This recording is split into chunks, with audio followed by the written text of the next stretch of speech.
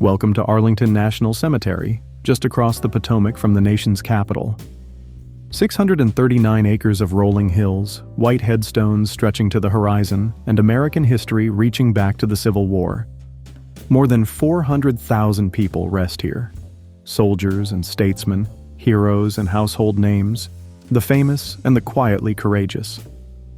The grounds themselves were once a private plantation, the home of Robert E. Lee's family, seized by the federal government during the Civil War and turned into a burial ground, partly out of necessity, partly as an act of deliberate retribution against the Confederacy's most prominent general. Today, it is the most hallowed burial ground in the nation. We're going to walk these grounds together and visit 60 of the people who rest here. We'll meet presidents and poets, boxers and bomber pilots, movie stars who stormed real beaches before they ever set foot on a soundstage, Supreme Court justices who changed the law of the land, and ordinary soldiers who did extraordinary things. So let's begin where most visitors begin, at the most visited grave in all of Arlington. The eternal flame flickers on the hillside, visible from across the river and visible, on clear nights, from the steps of the Lincoln Memorial. This is the final resting place of the 35th President of the United States, John Fitzgerald Kennedy. He was 46 years old when he was assassinated in Dallas on November 22, 1963, a date seared into the memory of everyone who lived through it. You remember where you were? Kennedy's presidency lasted just over 1,000 days, but it reshaped the country's sense of itself. The Peace Corps, the space race, and his bold promise to put a man on the moon before the decade was out, the Cuban Missile Crisis that brought the world to the brink of nuclear war, the beginnings of the civil rights legislation that would follow, and a style of leadership that combined youthful energy with intellectual seriousness in a way the country had never quite seen before. Before the White House, Kennedy was a decorated Navy veteran of World War II who commanded PT-109 in the Solomon Islands. When a Japanese destroyer sliced his boat in half in the middle of the night, Kennedy helped rescue his surviving crew members, towing a badly burned sailor by clenching the strap of the man's life jacket between his teeth and swimming for hours to reach safety. That kind of physical courage defined him. His widow, Jacqueline, chose this hillside for his burial because of the view. She wanted it to be a place people could visit easily, a place that belonged not just to the family but to the country. The eternal flame was lit by her hand on the day of his funeral, November 25, 1963. To this day, Kennedy's grave draws roughly 4 million visitors a year, making it the single most visited site in the entire cemetery. Just a short walk from the Kennedy gravesite, you'll find a much simpler marker, deliberately so. This is the grave of Audie Murphy, the most decorated American combat soldier of World War II. Murphy earned every Valor Award the United States Army had to offer, including the Medal of Honor, along with decorations from France and Belgium. What makes his story even more remarkable is that he had to have his sister falsify his birth certificate just to enlist after Pearl Harbor. He was too young, and the Marines and the paratroopers had both turned him down for being too short and too scrawny. The Army took him. At 19, near the Colmar Pocket in France in January 1945, 2nd Lieutenant Murphy climbed atop a burning tank destroyer and used its mounted machine gun to hold off an entire company of German infantry for nearly an hour, all while wounded and exposed to enemy fire, with the vehicle's fuel and ammunition threatening to explode at any moment. When asked later how close the Germans had gotten, he reportedly said, "Right up to my elbows." After the war, he came to Hollywood. He starred in over 40 films, most of them westerns, but his best-known role was playing himself in the 1955 film To Hell and Back, based on his war memoir. It was the highest-grossing picture Universal Studios had ever produced at that point, a record it held for 2 decades. Murphy struggled mightily with what we now call PTSD. He slept with a loaded pistol under his pillow, battled insomnia, and sometimes locked himself in hotel rooms for days. He was vocal about the need for the government to do more for veterans' mental health, at a time when very few people talked about such things. He refused offers to appear in cigarette and alcohol commercials because he didn't want to set a bad example for young people. Money problems plagued his later years. He died in a plane crash in the mountains of Virginia in 1971, just short of his 46th birthday. At his own request, his headstone carries no gold leaf, the customary honor for Medal of Honor recipients. It looks like every other simple white marker here. His grave is believed to be the second most visited in all of Arlington, after only President Kennedy's. From the most decorated soldier to one of the most consequential minds in computing, and it's not much of a detour. Rear Admiral Grace Murray Hopper spent her career in the United States Navy and in the process helped invent the modern age. Hopper was a mathematics professor at Vassar who joined the Navy Reserve during World War II at the age of 36. She had to get a special waiver because she was 15 pounds under the Navy's minimum weight requirement. She was assigned to the Bureau of Ships Computation Project at Harvard, where she worked on the Mark I, one of the earliest electromechanical computers in the country. After the war, she remained in computing and became one of the key developers of COBOL, the programming language that would run the vast majority of business computing for decades, and that, remarkably, is still in use today in banking and government systems around the world. She's widely credited with popularizing the term bug to describe a computer glitch. The story goes that in 1947, an actual moth was found lodged in a relay of the Mark II computer at Harvard, and her team taped the moth into their logbook with a note that they had found the first real bug. Whether she coined the term or merely made the story famous is debated, but the moth itself is real. It's preserved at the Smithsonian. Hopper retired from the Navy at the rank of Rear Admiral in 1986, at the age of 79, making her one of the oldest active-duty officers in Navy history at that time. She was fond of saying that the most dangerous phrase in the English language is, "We've always done it this way." She also liked to hand out short pieces of wire, each cut to exactly 11.8 inches, the distance light travels in 1 nanosecond, as a physical reminder to engineers and programmers that in computing, every fraction of a second matters. Grace Hopper died in her sleep in 1992 at the age of 85. A Navy-guided missile destroyer, the USS Hopper, was named in her honor, one of the very few warships named for a woman, and the only one named for a computer scientist. Changing directions entirely, let's head over to find a man who fought not with computers or code, but with his fists. Joe Louis Barrow, known to the world simply as Joe Louis, the Brown Bomber, held the heavyweight championship of the world from 1937 to 1949. That's 12 years, longer than any other heavyweight champion in history. He successfully defended his title 25 times. But Joe Louis was more than a boxer. In the late 1930s and 1940s, he was one of the first African Americans to become a genuine national hero, admired across racial lines. His most famous fight came in 1938, a rematch against Max Schmeling of Germany. The bout carried enormous symbolic weight, Louis representing American democracy, Schmeling unwillingly cast as a symbol of Nazi superiority. More than 70,000 people packed Yankee Stadium. Louis knocked Schmeling out in the first round in just over 2 minutes. The country erupted. When World War II came, Louis enlisted in the Army immediately, reaching the rank of sergeant and staging 96 exhibition bouts for the troops. He donated his entire purse from 2 fights to war relief funds. After retirement, financial troubles overwhelmed him. The IRS pursued him for back taxes he could never fully pay, and he returned to the ring at an age when he should have stayed retired, trying to settle his debts. He worked as a greeter at Caesar's Palace in Las Vegas in his final years. Louis died of a heart attack in 1981 at the age of 66. He didn't technically meet the standard eligibility for burial at Arlington, but President Reagan waived the requirements, recognizing that Joe Louis had served his country in and out of the ring. Louis was interred here with full military honors.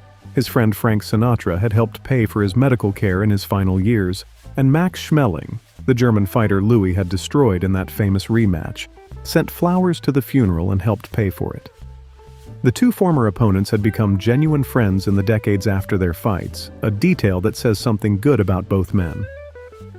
Not far from the boxing champion lies a man who fought a different kind of fight entirely and paid the ultimate price for it. Medgar Evers was the NAACP's first field secretary in Mississippi, a World War II veteran who had served in the European theater and landed at Normandy before returning home to face the brutal reality of the Jim Crow South. Evers dedicated his life to dismantling segregation in Mississippi, organizing voter registration drives, investigating the lynching of Emmett Till, filing lawsuits to desegregate public schools, and leading boycotts of gas stations that wouldn't let black customers use the restroom. His work made him a constant target of threats and violence. In the early morning hours of June 12, 1963, Evers pulled into his driveway in Jackson, Mississippi, carrying a stack of T-shirts that read, "Jim Crow must go." He had just gotten out of his car when a white supremacist named Byron de la Beckwith shot him in the back with a high-powered deer rifle from a thicket of honeysuckle across the street. Evers managed to crawl 30 feet to his front door before collapsing. His children, who had been waiting up to see him, found him there. He was 37 years old. Beckwith was tried twice in the 1960s, both trials ending in hung juries drawn from all-white panels. It wasn't until 1994, more than 30 years later, and only after new evidence surfaced, that Beckwith was finally convicted of murder. Evers was buried here at Arlington with full military honors in a funeral attended by thousands. His wife, Merle Evers Williams, spent decades fighting for justice in her husband's case. She would later serve as chairwoman of the NAACP, continuing the work Medgar had given his life for. Let's walk a while and listen. You can almost hear the music. Major Glenn Miller was the most popular band leader of the swing era, and his music, In the Mood, Moonlight Serenade, Chattanooga Choo Choo, A String of Pearls, defined what a generation thought a good time sounded like. Before the war, Miller had one of the biggest acts in the country, regularly drawing enormous crowds to dance halls and selling millions of records. Chattanooga Choo Choo became one of the first recordings ever certified gold. When America entered World War II, Miller could easily have stayed home and kept playing. He was 38, well past draft age. Instead, he disbanded his wildly successful civilian orchestra and enlisted in the Army Air Forces, accepting a significant pay cut to do so. He was commissioned as a captain and organized the Army Air Force Band, a 50-piece ensemble that performed for troops across England through radio broadcasts and live shows, keeping morale high during the darkest days of the war. On December 15, 1944, Miller boarded a single-engine Norseman aircraft bound for Paris, where he was supposed to arrange concerts for soldiers recently arrived on the continent. The plane took off from an airfield in England, flew out over the English Channel, and was never seen again. No wreckage was ever recovered, no distress signal ever received.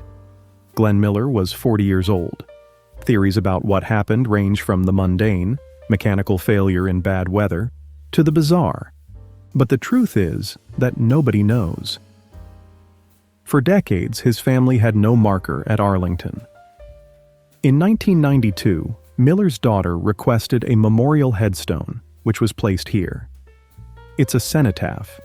There are no remains beneath it, but it gives fans and admirers a place to pay their respects to the man whose clarinet opening to Moonlight Serenade might be the most recognizable 8 bars in American popular music. Miller's disappearance remains one of the enduring mysteries of the Second World War. Over the decades, various theories have been proposed: that his plane was accidentally hit by bombs jettisoned from returning British aircraft, that he died of a heart attack before the flight, even that he made it to Paris and died in a brothel. None have been conclusively proven. What we know for certain is that Glenn Miller gave up fame and fortune to serve, flew toward danger instead of away from it, and never came home. Speaking of men who served before they became stars, let's find another one. And this fellow earned an Academy Award. Lee Marvin, the granite-jawed actor known for playing tough guys in films like The Dirty Dozen, Point Blank, and The Man Who Shot Liberty Valance, was a United States Marine before he was anything else. Marvin enlisted at 18, and served as a scout sniper in the 4th Marine Division during World War II. At the Battle of Saipan in June 1944, he was shot. A round struck him in the spine, severing his sciatic nerve. He spent 13 months in naval hospitals recovering. He was awarded the Purple Heart. After the war, working as a plumber's assistant in upstate New York, Marvin was asked to help fix a broken toilet at a local community theater. He stuck around, somebody gave him a small part in a play, and a career was born. By the mid-50s, he was one of the most reliable heavy men in Hollywood, menacing everyone from Marlon Brando to Spencer Tracy. He won the Academy Award for Best Actor in 1965 for Cat Ballou, a comedy western in which he played a dual role, a drunken, washed-up gunfighter and his own sinister twin. It was a rare comic turn for an actor mostly known for menace and violence. He also won a BAFTA and a Golden Globe over his career. Marvin appeared in more than 50 films. He died in Tucson, Arizona in 1987 at the age of 63 from a heart attack. When he was buried here at Arlington, he joined a small and distinguished group of Hollywood actors interred in the cemetery, men and women whose service to their country came before the cameras ever rolled. Let's return to the Kennedy family plot for a moment, because resting beside the president is his wife, Jacqueline Bouvier Kennedy Onassis. Jackie Kennedy was just 31 when she became First Lady, and her elegance, intelligence, and composure, particularly in the horrific aftermath of her husband's assassination, made her one of the most admired women of the 20th century. During her time in the White House, she undertook a massive historical restoration of the building's interiors, tracking down original furnishings and period pieces that had been scattered, replaced, or sold off over the decades. She gave a televised tour of the restored White House in February 1962 that was watched by more than 80 million Americans and won a special Emmy Award. After President Kennedy's death, the country wanted to preserve Jackie in amber as a perpetual widow. Instead, she married Greek shipping magnate Aristotle Onassis in 1968, a match that genuinely shocked the nation. Following Onassis's death in 1975, she returned to New York and built a quiet second career as a book editor, first at Viking and then at Doubleday, where she worked on projects ranging from the photography of Diana Vreeland to novels by a young writer named Toni Morrison. She guarded her privacy fiercely and raised her 2 surviving children, Caroline and John Jr., largely out of the public eye. Jackie died of non-Hodgkin lymphoma in 1994 at the age of 64. She was laid to rest beside her husband, near the eternal flame. Walking through these grounds, you notice that some of the most powerful people in history chose the most modest headstones. That's certainly the case with General of the Armies John Joseph Pershing, who commanded all American forces in France during the First World War. Pershing held the highest rank in the United States Army, General of the Armies, a title created specifically for him by Congress in 1919 and later granted posthumously to only one other person, George Washington. Pershing led the American Expeditionary Forces through some of the most brutal fighting of the Great War, including the Meuse-Argonne Offensive, the largest and deadliest military operation in American history up to that point, involving over 1 million American soldiers. Before that war, Pershing had served in the Indian Wars, the Spanish-American War, the Philippine-American War, and led the punitive expedition into Mexico in pursuit of Pancho Villa. His personal life was marked by tragedy. In 1915, while he was stationed at Fort Bliss, his wife and 3 young daughters were killed in a fire at the Presidio of San Francisco. Only his young sons survived. Pershing never fully recovered from the loss. And yet, when this towering figure in American military history died in 1948 at the age of 87, he chose to be buried not beneath a grand monument, but under a standard government-issue white headstone, identical to those of the men who had served under him. His grave sits in a relatively quiet section of the cemetery, surrounded by soldiers of the First World War. It is one of the most understated and moving graves in all of Arlington. The man who commanded millions chose to rest as one of them. From the battlefields of France to the mean streets of San Francisco, at least the fictional ones. Over in Section 12, we find the grave of Dashiell Hammett. the man who essentially invented the hard-boiled detective novel. Hammett created Sam Spade in The Maltese Falcon, Nick and Nora Charles in The Thin Man, and the nameless Continental Op, characters that would leap from the page to the silver screen and into American popular culture permanently. Humphrey Bogart played Sam Spade. William Powell and Myrna Loy became Nick and Nora. These adaptations became some of the most beloved films of the 1930s and 40s. Before he was a writer, Hammett worked as an operative for the Pinkerton National Detective Agency, real detective work that gave his fiction its gritty authenticity. He served in both World Wars. In World War I, he joined the Army's Motor Ambulance Corps, but spent most of his enlistment hospitalized with tuberculosis. In World War II, at the age of 48, he enlisted again after Pearl Harbor, pulling strings to get in despite his age, his tuberculosis, and his Communist Party membership. He served as a sergeant in the Aleutian Islands, editing an Army newspaper in some of the most remote and miserable conditions of the entire war. The Aleutians, with their constant fog, freezing rain, and hurricane-force winds. His health never fully recovered. He developed emphysema. After the war, Hammett's left-leaning political associations brought him into the crosshairs of the McCarthy era. He served 5 months in federal prison for refusing to name contributors to a bail fund he oversaw.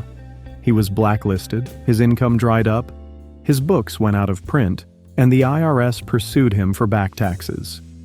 When he died of lung cancer in January 1961 at the age of 66, his only assets were his copyrights, and everything he had ever written was out of print. FBI Director J. Edgar Hoover tried to block his burial at Arlington, but he was overruled. Hammett was interred here with military honors in Section 12. Today, of course, his books have never been out of print since, and The Maltese Falcon is considered one of the cornerstones of American literature. Let's move to higher ground, both geographically and judicially. Thurgood Marshall became the first African American to serve as an Associate Justice of the Supreme Court when President Lyndon Johnson appointed him in 1967. But Marshall's impact on American life began long before he reached the bench. As chief counsel for the NAACP Legal Defense Fund, he traveled the country arguing civil rights cases, often at great personal risk. In the Jim Crow South, a black lawyer challenging segregation could expect threats, surveillance, and worse. His greatest triumph came in 1954 when he argued the landmark case Brown v. Board of Education before the Supreme Court. The unanimous decision struck down racial segregation in public schools, overturning the separate but equal doctrine that had stood for nearly 60 years. Over his career, Marshall argued 32 cases before the Supreme Court and won 29 of them, a remarkable record that no advocate before or since has matched. On the bench, he served for 24 years, consistently advocating for individual rights, civil liberties, and the rights of the accused. He was known for his storytelling. He could hold a room of law clerks, fellow justices, and visitors spellbound for hours with tales from his years traveling the back roads of the Jim Crow South, sleeping in the homes of local black families because no hotel would accept him, and arguing cases before hostile white judges in courtrooms where the threat of violence hovered over every proceeding. Marshall brought that lived experience to the bench every day. He was never shy about reminding his colleagues, in blunt and sometimes colorful terms, what life was actually like for Americans who didn't grow up with every advantage. He once told a fellow justice who questioned the need for affirmative action that the man simply had no idea what it felt like to be told you couldn't eat at a lunch counter in your own country. Marshall retired from the court in 1991. He died of heart failure in January 1993 at the age of 84. Nearby in the Kennedy family area, marked by a simple white wooden cross and a small granite marker, lies Robert Francis Kennedy. Bobby was the seventh of 9 Kennedy children, and from a young age, he was the scrappy one, smaller, fiercer, and more intense than his elder brother Jack. He served in the Navy during World War II, then became one of the most dynamic and polarizing political figures of his generation. As Attorney General under his brother, he went after organized crime and stood at the front lines of the civil rights movement, personally negotiating the desegregation of the University of Alabama. after his brother's assassination. He was consumed by grief, but eventually entered the Senate as the junior senator from New York. In 1968, he launched his own campaign for the presidency, running on a platform of ending the Vietnam War, fighting poverty, and bridging the racial divide.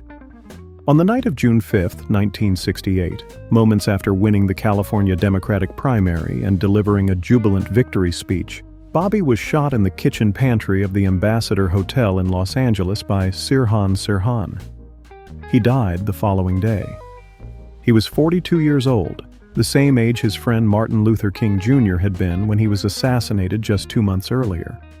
Bobby was buried here at Arlington, not far from his brother, in a nighttime funeral service lit by candles and attended by more than 1,000 mourners who had followed the funeral train from New York. From politics to Hollywood, though in this case the two worlds were closer than you'd think. Maureen O'Hara, the fiery-haired Irish actress who lit up the screen alongside John Wayne in films like The Quiet Man, Rio Grande, and McClintock, rests here at Arlington not because of her own military service, but because she is buried with her third husband, Brigadier General Charles F. Blair, Jr. of the United States Air Force. O'Hara was one of the biggest stars of Hollywood's golden age, a woman who could hold the screen opposite anyone. She made her mark early in How Green Was My Valley, the John Ford film that beat Citizen Kane for Best Picture in 1941, playing the eldest daughter in a Welsh mining family. She became a beloved fixture in adventure films and family classics.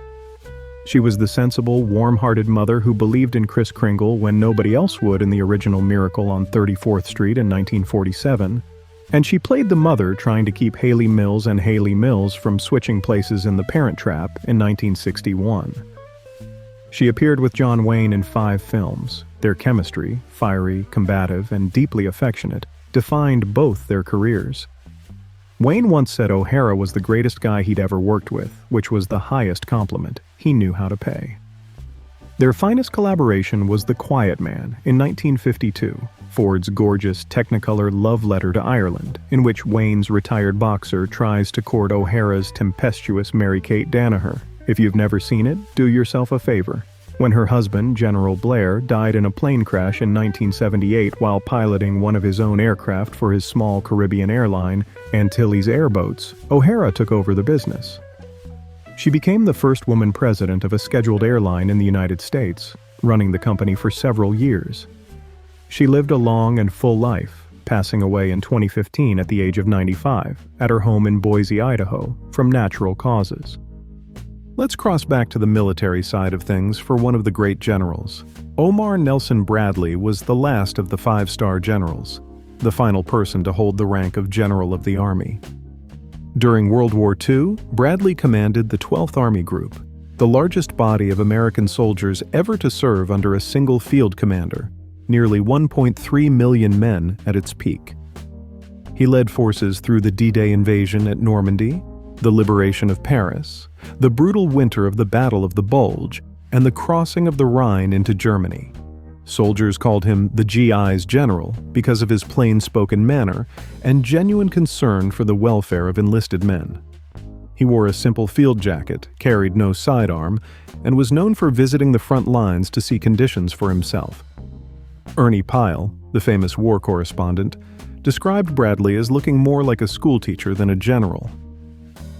After the war, Bradley served as the first chairman of the Joint Chiefs of Staff and headed the Veterans Administration, overseeing the massive expansion of services for returning GIs. He lived to be 88 years old, dying of a heart attack in 1981, just minutes after receiving an award from the National Institute of Social Sciences at a ceremony in New York City. He had just finished accepting the award and was walking to his car when he collapsed. It was a fitting exit for the GI's general. No fuss, no lingering, just one last event and then gone. One of the most photographed moments of the 20th century brought one of Arlington's most poignant figures into the national consciousness.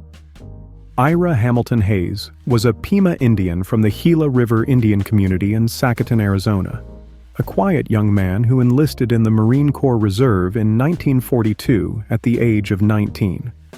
He trained as a paratrooper, a paramarines they called them. and fought in one of the bloodiest battles of the Pacific Theater, the Battle of Iwo Jima, where nearly 7,000 Marines were killed and 20,000 more were wounded in 36 days of fighting over a volcanic island barely 8 square miles in size. On February 23, 1945, Hayes was one of 6 men who raised the American flag atop Mount Suribachi, an act captured by Associated Press photographer Joe Rosenthal in what became one of the most iconic images in the history of photography. The photograph was used to promote war bonds, appeared on a postage stamp, and inspired the Marine Corps War Memorial, the massive bronze statue that stands today just outside the gates of this very cemetery. Hayes became an instant national celebrity, but he despised the attention. He knew that the real heroes were the men who didn't come home. 3 of the other 5 flag raisers were killed on Iwo Jima in the weeks that followed. Hayes was tormented by survivor's guilt and turned to alcohol. He was arrested dozens of times for public intoxication. He once told a reporter that he wished the photograph had never been taken. On January 24, 1955, Hayes was found dead near an abandoned adobe hut on the Gila River Reservation, having apparently died from exposure and alcohol. He was just 32 years old. Johnny Cash wrote a song about him, The Ballad of Ira Hayes, a mournful account of a hero the country celebrated and then forgot. Hayes was initially buried in Arizona, then reinterred here at Arlington with full military honors. Here's a man who held 2 of the highest offices in the land, and he remains the only person in American history to have done so. William Howard Taft served as the 27th President of the United States from 1909 to 1913, and then, remarkably, as Chief Justice of the Supreme Court from 1921 to 1930. By his own admission, Taft vastly preferred the judicial role. He once told friends that the presidency was the loneliest office in the world, and that he never really wanted it in the first place. That was Theodore Roosevelt's idea. During his single term as president, Taft broke up more corporate monopolies than his predecessor Roosevelt, strengthened the Interstate Commerce Commission, and helped usher in the federal income tax through the 16th Amendment. He also started 2 traditions that Americans still enjoy: the president throwing the first pitch at a Major League Baseball game on opening day, and the 7th-inning stretch. After losing his bid for re-election in 1912 to Woodrow Wilson, in a 3-way race that also included Roosevelt running on the Bull Moose ticket, Taft taught law at Yale and waited patiently. When President Harding appointed him Chief Justice in 1921, Taft later said it was the happiest day of his life. He served until just weeks before his death from heart disease in March 1930, at the age of 72. He was the first president to be buried at Arlington National Cemetery. His grave is marked by a distinctive monument of mahogany-toned granite, the largest individual memorial in the cemetery. Only one other president, Kennedy, whom we visited at the start of our tour, would later join him here. Perched on one of Arlington's highest points, with a commanding view of the city he designed, is the grave of Major Pierre Charles L'Enfant. Born in Paris in 1754, L'Enfant came to America as a young military engineer to fight in the American Revolution, serving under George Washington. He was wounded at the Siege of Savannah and spent time as a prisoner of war. After the Revolution, Washington personally chose L'Enfant to design the new federal capital on the banks of the Potomac. L'Enfant's vision was grand, almost absurdly so for a country that was barely a decade old. He imagined a city of wide boulevards radiating from key buildings, open parks, ceremonial axes, and monumental vistas, all inspired by Versailles and the great capitals of Europe. The plan included what we now know as the National Mall, Pennsylvania Avenue connecting the Capitol to the President's House, and much of the basic layout that Washington, D.C. still follows today. But L'Enfant was enormously difficult to work with. He clashed with commissioners, with property owners, with Thomas Jefferson, with virtually everyone except Washington himself. He was dismissed from the project in 1792, just a year into the work, and spent the remaining decades of his life petitioning Congress for payment he believed he was owed. He died impoverished in 1825 at the age of 70 and was buried on a friend's farm in Maryland. It wasn't until 1909 that his remains were exhumed and moved here to Arlington, placed on this prominent hilltop overlooking the city he envisioned. The view from his grave encompasses the very skyline he imagined more than 2 centuries ago: the Capitol Dome, the Washington Monument, the broad avenues stretching into the distance. It is one of the finest views in all of Arlington, and it is fitting that it belongs to the man who dreamed this city into existence long before any of it was built. Let's find a Hollywood presence of a different era. Constance Bennett was one of the highest-paid actresses in the world during the early 1930s. Yes, the world. At her peak, she earned $30,000 a week, an astronomical sum during the Depression. She was a glamorous leading lady of the pre-code era, starring in films like What Price Hollywood, which told the story of a waitress who becomes a movie star and is widely considered the precursor to A Star is Born. She also starred in Topper, the 1937 comedy in which she played a delightfully mischievous ghost opposite Cary Grant. Bennett was part of a Hollywood dynasty. Her father, Richard Bennett, was one of the most famous stage actors of his day, and her sister, Joan Bennett, was a major film star in her own right. Constance was married 5 times, her final husband being Brigadier General Theron Coulter of the United States Air Force, which is how she came to rest here at Arlington. She died in 1965 at the age of 59 from a cerebral hemorrhage, shortly after completing the filming of her final movie, Madam X, with Lana Turner. She had been feeling unwell during the production, but finished her scenes. She collapsed at a dinner and died shortly afterward, a Hollywood exit if ever there was one, right to the end of the last reel. From the golden age of Hollywood to the modern era of American jurisprudence, Ruth Bader Ginsburg, known affectionately as RBG, became one of the most consequential and culturally visible Supreme Court justices in American history. Before she reached the bench, Ginsburg faced discrimination at every turn. Despite graduating tied for first in her class at Columbia Law School, she couldn't find a law firm willing to hire her. She was a woman, she was Jewish, and she was a mother. Undeterred, she co-founded the Women's Rights Project at the American Civil Liberties Union in 1972 and systematically dismantled gender-based legal discrimination, arguing 6 landmark cases before the Supreme Court and winning 5. Her strategy was deliberate and incremental. She often chose male plaintiffs to show that gender discrimination hurt everyone. President Clinton appointed her to the court in 1993, and she served for 27 years. In her later years on the bench, her pointed, passionate dissents, particularly on voting rights and gender equality, earned her a devoted following among younger Americans who had never before paid much attention to the Supreme Court. They transformed this diminutive, soft-spoken octogenarian into an improbable pop culture icon, the notorious RBG, complete with her own t-shirts, coffee mugs, children's books, a documentary, a feature film starring Felicity Jones, and even a Saturday Night Live impression by Kate McKinnon. It was the most unlikely cult of personality in recent American public life, and Ginsburg clearly enjoyed it, though she maintained her characteristic reserve. She was also close friends with Justice Antonin Scalia, her ideological opposite on nearly everything. The two bonded over their shared love of opera, and in 2015 their unlikely friendship inspired an actual operatic comedy called Scalia-Ginsburg.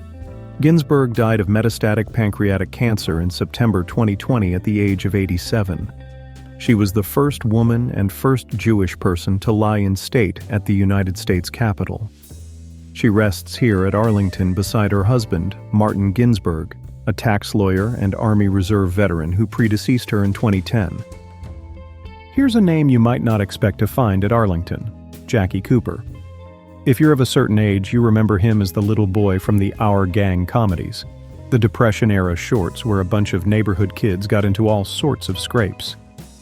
Cooper was the first child actor ever nominated for an Academy Award, and not for some special juvenile prize, but for Best Actor in the 1931 film Skippy. He was just 9 years old, and to this day he remains one of the youngest Best Actor nominees in Oscar history. The tears in that performance, incidentally, were real. The director reportedly told young Jackie that his dog would be shot if he didn't cry on cue. Cooper grew up in front of the cameras but managed a graceful transition to adulthood, something most child stars of his era could not accomplish. As an adult, he built a successful career behind the camera, becoming one of television's most prolific directors. He directed episodes of Mass *H, The White Shadow, Perry Mason, and many other shows. He also returned to acting, most memorably playing Daily Planet editor Perry White opposite Christopher Reeve in the Superman films of the late 70s and 80s, the guy who was always shouting, "Great Caesar's ghost." What qualified Cooper for burial at Arlington was his service in the United States Navy during World War II and the Korean War. He rose to the rank of captain in the Naval Reserve. Cooper died in 2011 at the age of 88. His career had spanned from the silent era to the age of the superhero blockbuster, one of the longest and most varied careers in the history of entertainment.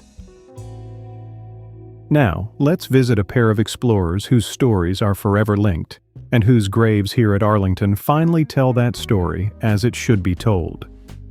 Matthew Alexander Henson was an African-American explorer who spent decades at the side of Robert Peary on multiple Arctic expeditions. In 1909, Henson was part of Peary's expedition that claimed to be the first to reach the North Pole. By most accounts, Henson actually arrived at the pole slightly ahead of Peary, and it was Henson who planted the American flag. But in the racial climate of early 20th century America, Henson received almost no recognition for his achievement. Peary got the fame, the lecture tours, the Congressional Medal. Henson spent the next 30 years working as a clerk at a federal customs house in New York, earning $32 a week. It wasn't until the 1940s that he began to receive belated honors, and in 1988, long after his death in 1955 at the age of 88, President Reagan ordered Henson's remains moved from a cemetery in the Bronx to Arlington National Cemetery, where he was reinterred with full military honors. His grave is near that of Peary himself, who had died back in 1920 at the age of 63 from pernicious anemia.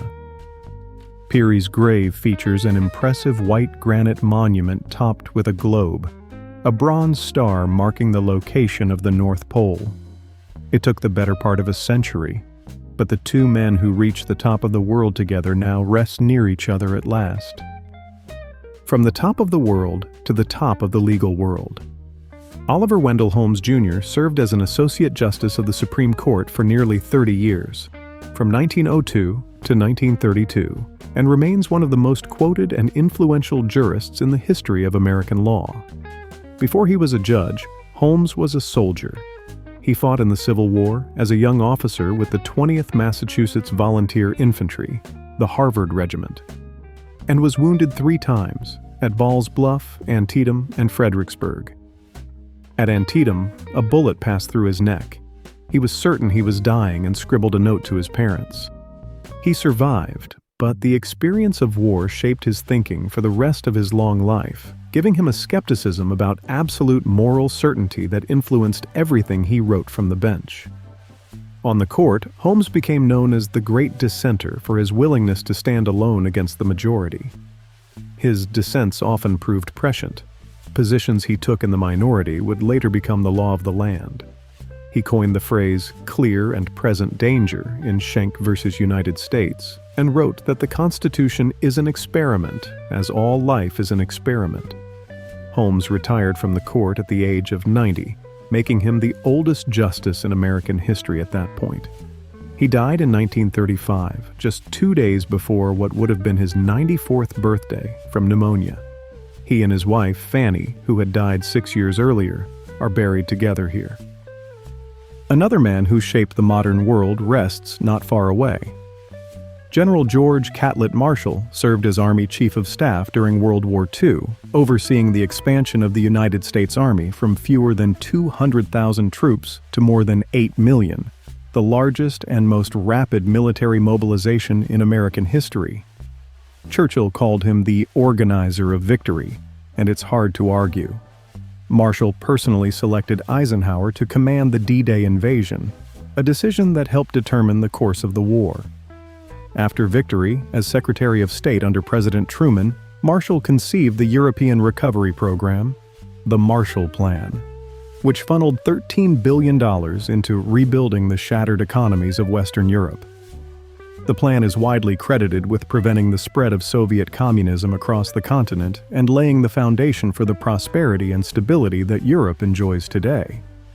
For this, Marshall received the Nobel Peace Prize in 1953, the only career military officer ever to receive it. He also served as Secretary of Defense during the early months of the Korean War. Marshall died in 1959 at the age of 78, following a series of strokes. True to form, he rests here under a characteristically modest headstone. Here's a figure whose lasting fame rests partly on something he almost certainly didn't do. Major General Abner Doubleday served with genuine distinction in the Civil War, most notably at the Battle of Gettysburg, where his division helped hold the Union line on the first day of fighting after the commanding general, John Reynolds, was killed. Doubleday also holds the distinction of having aimed the first Union cannon fired in defense of Fort Sumter in April 1861, the opening engagement of the war. But Doubleday's name is more commonly associated with a myth, the widespread but false belief that he invented the game of baseball in Cooperstown, New York, in 1839. This story was promoted by a commission in 1907 that relied on the shaky testimony of a single elderly witness. There is no credible evidence that Doubleday had anything to do with the creation of baseball. His personal papers make no mention of the game, and he appears never to have claimed credit for it during his lifetime. Doubleday died in 1893 at the age of 73 from natural causes and was buried here at Arlington. He had no idea, and likely would have been baffled, that future generations would associate his name not with the serious military career he had led, but with a children's game he almost certainly never invented. Nevertheless, the myth persists with remarkable staying power. The Baseball Hall of Fame sits on Doubleday Field in Cooperstown to this day, and the name Doubleday remains more commonly associated with baseball than with Gettysburg. From a myth about inventing a game to a very real episode of Cold War espionage.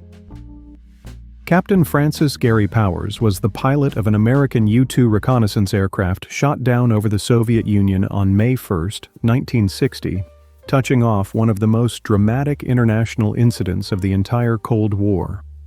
Powers was flying at 70,000 feet over Soviet territory on a CIA-directed photographic intelligence mission when a surface-to-air missile detonated near his plane. He survived the crash and was captured by the Soviets. President Eisenhower initially denied the true nature of the flight, claiming it was a weather research aircraft that had strayed off course. Then the Soviets produced Powers, the wreckage, and the surveillance photographs, turning the incident into a propaganda catastrophe for the United States and torpedoing a planned summit between Eisenhower and Khrushchev. Powers was convicted of espionage by a Soviet military tribunal and sentenced to 10 years. He served less than 2. In February 1962, he was exchanged for convicted Soviet spy Rudolf Abel in a tense swap on the Glienicke Bridge in Berlin, the so-called Bridge of Spies, an event later dramatized in the 2015 Steven Spielberg film of that name.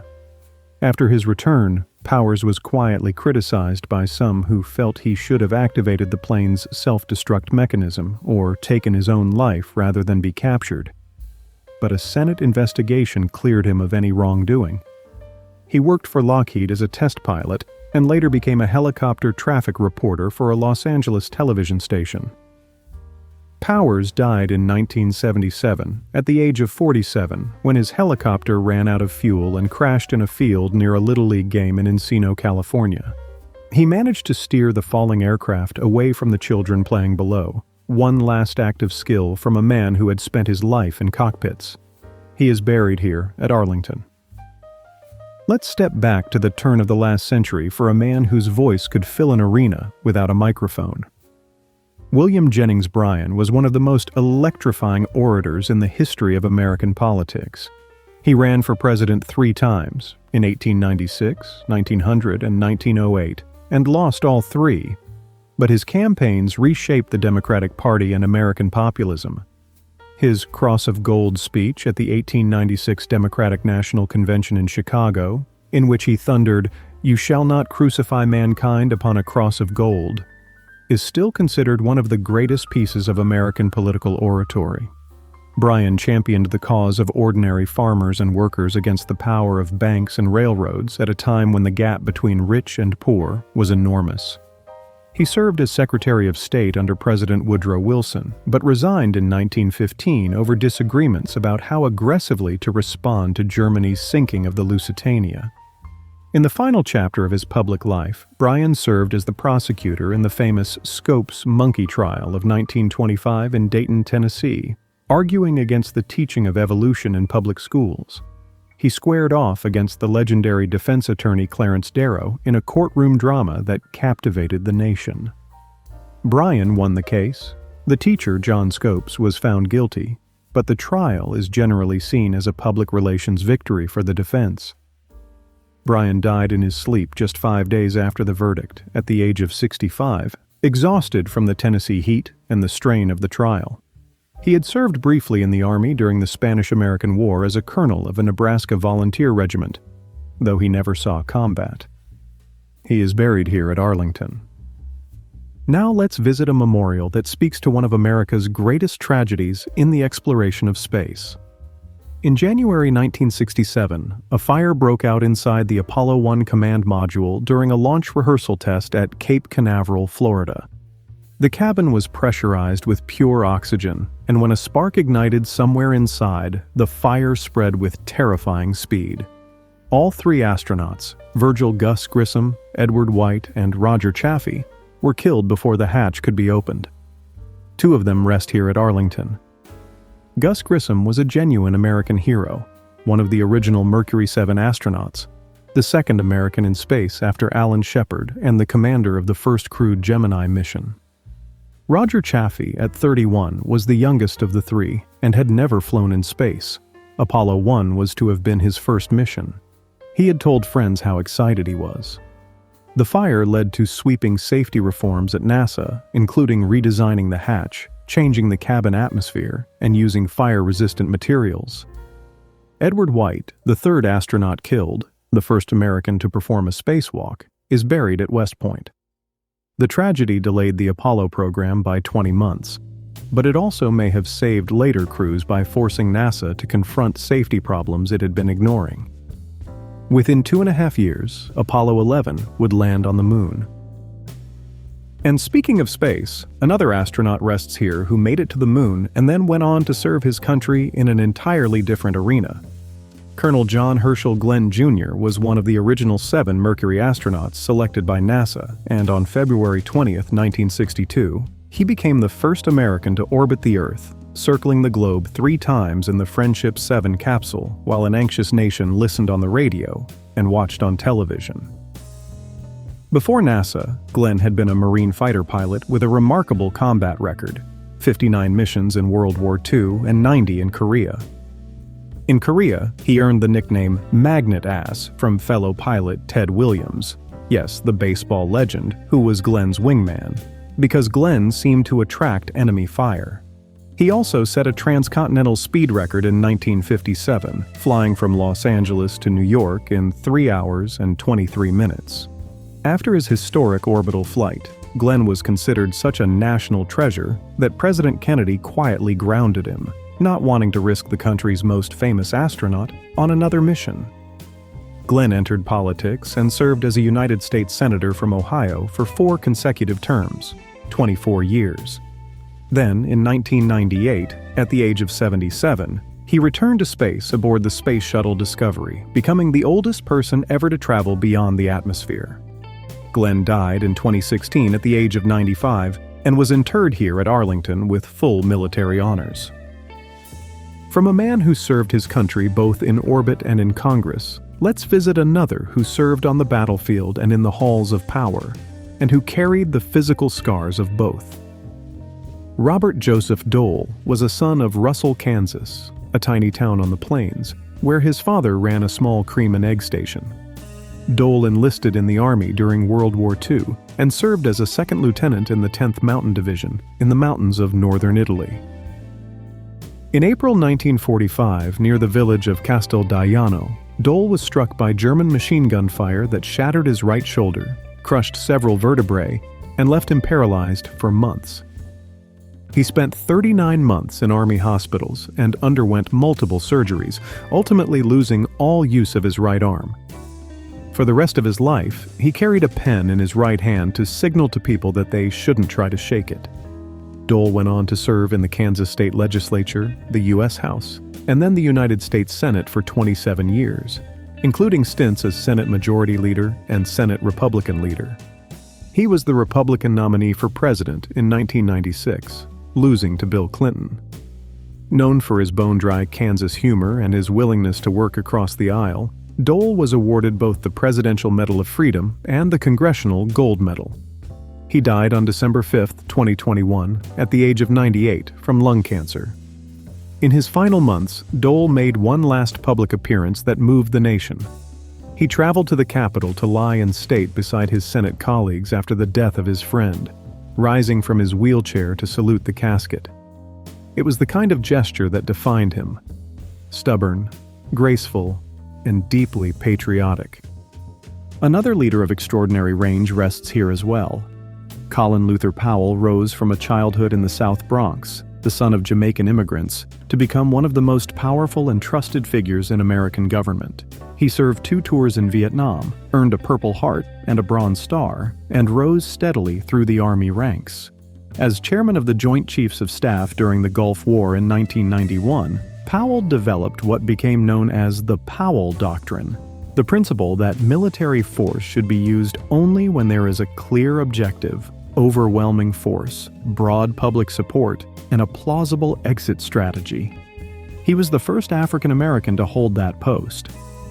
Later, as the 65th Secretary of State under President George W. Bush, Powell delivered the controversial 2003 address to the United Nations, making the case for weapons of mass destruction in Iraq, a presentation that proved to be based on flawed intelligence and that Powell himself would later call a painful blot on his record.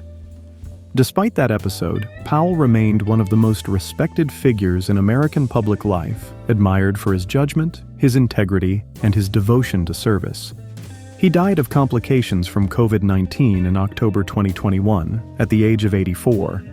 He had been undergoing treatment for multiple myeloma, a blood cancer that had compromised his immune system and left him unable to mount a full response to the vaccine. Powell had once been widely discussed as a potential presidential candidate. Polls in the mid-1990s showed him leading both parties' nominees, but he chose not to run, citing his wife Alma's concerns about the toll it would take on their family. He remains one of the most decorated and respected military leaders of the modern era. Let's step back into the 19th century for one of the fiercest cavalrymen in American military history. General Philip Henry Sheridan commanded the Union cavalry during the Civil War and led the devastating Shenandoah Valley Campaign of 1864, which systematically destroyed the agricultural base of the Confederacy in Virginia, burning barns, slaughtering livestock, and laying waste to crops to deny the rebel army food and supplies. It was brutal, but it was effective. Sheridan later played a key role in the final pursuit of Robert E. Lee's army that led to the surrender at Appomattox. After the war, he commanded forces on the western frontier during the Indian Wars.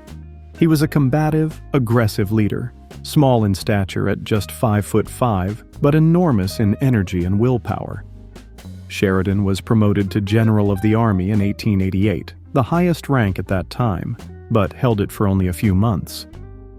He died of a massive heart attack at his vacation cottage in Nonquit, Massachusetts, in August 1888, at the age of 57. His funeral at Arlington was notable as the first burial at the cemetery to receive the full military honors ceremony: the riderless horse, the gun carriage, the volleys of rifle fire, that has since become the standard protocol for high-ranking officers and dignitaries interred here. In a sense, Sheridan set the template for how Arlington says goodbye. from the Civil War to World War II, and one of the most daring operations in military history. Lieutenant General James Harold "Jimmy" Doolittle led the famous Doolittle Raid on April 18, 1942, when 16 B-25 bombers launched from the aircraft carrier USS Hornet and struck targets in Tokyo, Nagoya, Osaka, and Kobe. No one had ever launched medium bombers from a carrier before. The planes were too heavy to land on one, so every pilot knew it was a one-way trip. They would have to fly on to China after the strike and hope for the best.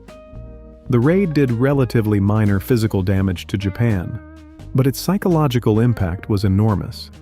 It proved to the Japanese that their homeland was vulnerable to air attack, and it gave the battered American public, still reeling from Pearl Harbor, a desperately needed boost of morale. For leading the raid, Doolittle received the Medal of Honor. He went on to command the 15th Air Force in North Africa and the mighty 8th Air Force in Europe. Before the war, Doolittle had been one of the most famous racing pilots and aeronautical engineers in the country. After it, he returned to Shell Oil and served on numerous government advisory boards. He lived to the remarkable age of 96, dying of a stroke in 1993.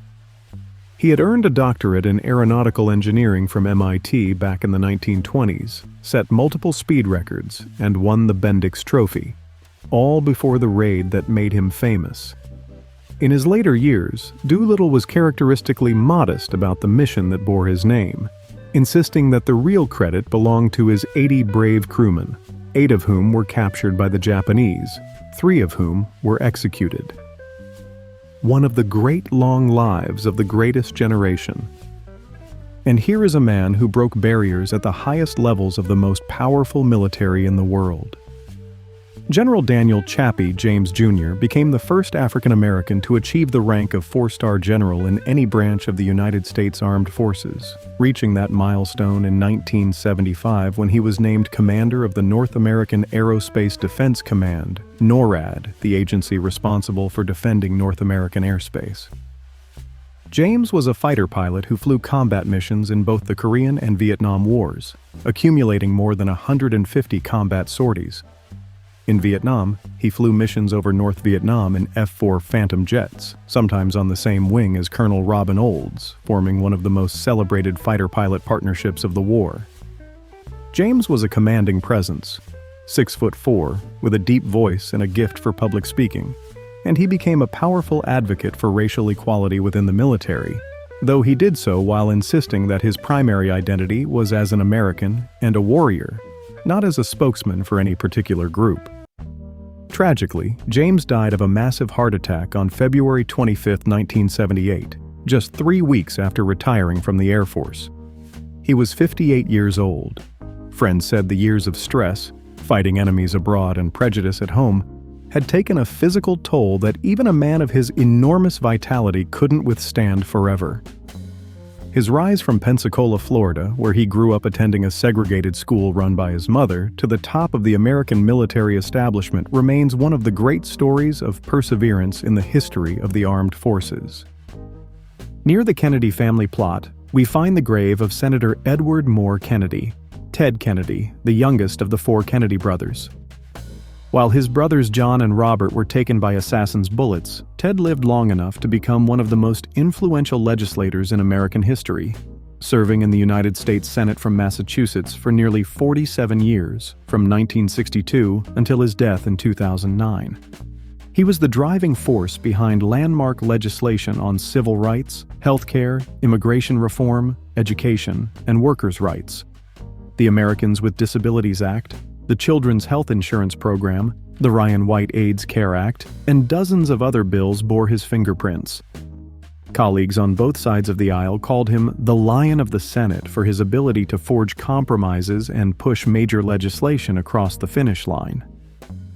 His friendship with conservative Republican Orrin Hatch of Utah was legendary. The two men disagreed on nearly everything philosophically, but passed more legislation together than almost any other pair in Senate history. Kennedy's life was also marked by personal tragedy and scandal. most notably the 1969 incident at Chappaquiddick Island, in which a young campaign worker named Mary Jo Kopechne drowned after Kennedy drove his car off a narrow bridge late at night. He left the scene and did not report the accident for 10 hours. The incident effectively ended his presidential ambitions, though he did mount an unsuccessful challenge to President Jimmy Carter in the 1980 Democratic primary. Ted Kennedy died of brain cancer in August 2009 at the age of 77. He is buried about 100 feet south of his brother Robert. His eligibility for Arlington came from his Army service from 1951 to 1953. Here's a very different kind of artist, one who captured the war not with a camera or a microphone, but with a pen and a dry wit. Sergeant Bill Mauldin was a 23-year-old cartoonist for the Army newspaper Stars and Stripes, whose drawings of two weary, unshaven, perpetually filthy infantrymen named Willie and Joe became the defining images of the common soldier's experience in World War II. Willie and Joe were exhausted, cynical, cold, muddy, and hilariously contemptuous of anyone who hadn't been shot at recently. The cartoons were beloved by enlisted men and loathed by certain officers. General George Patton reportedly called Mauldin into his headquarters and threatened to ban Stars and Stripes from the entire Third Army if Mauldin didn't shape up. Mauldin kept drawing. Eisenhower, who understood the value of soldier morale, intervened on his behalf.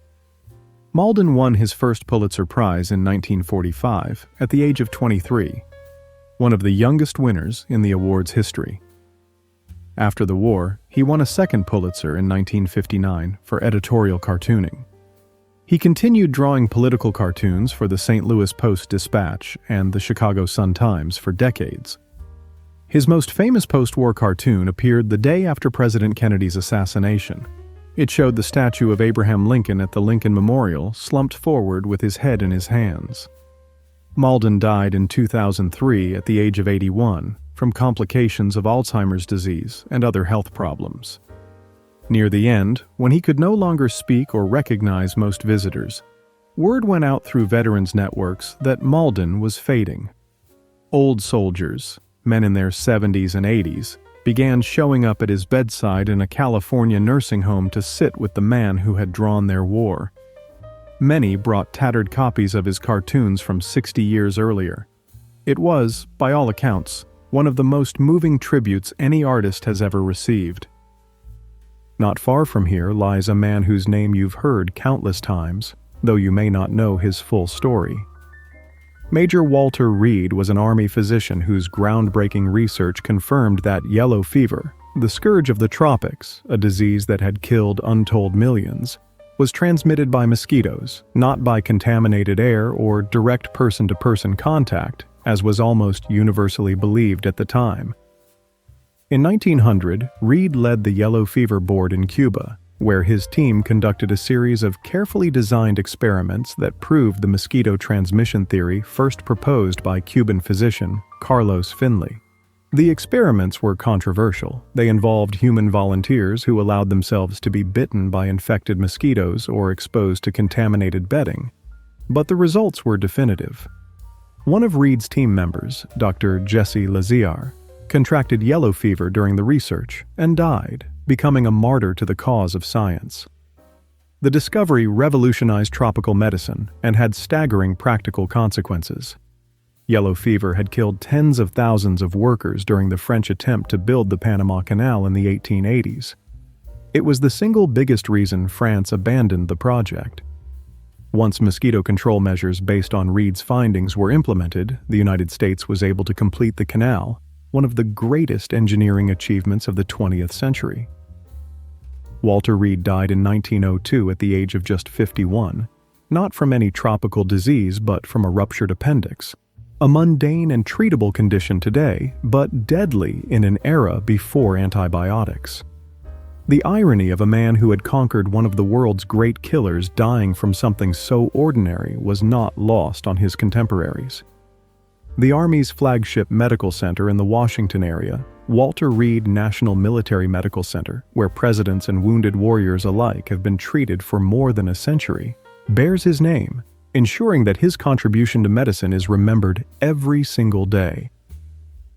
Let's visit a Chief Justice whose name is attached to one of the most consequential investigations in American history.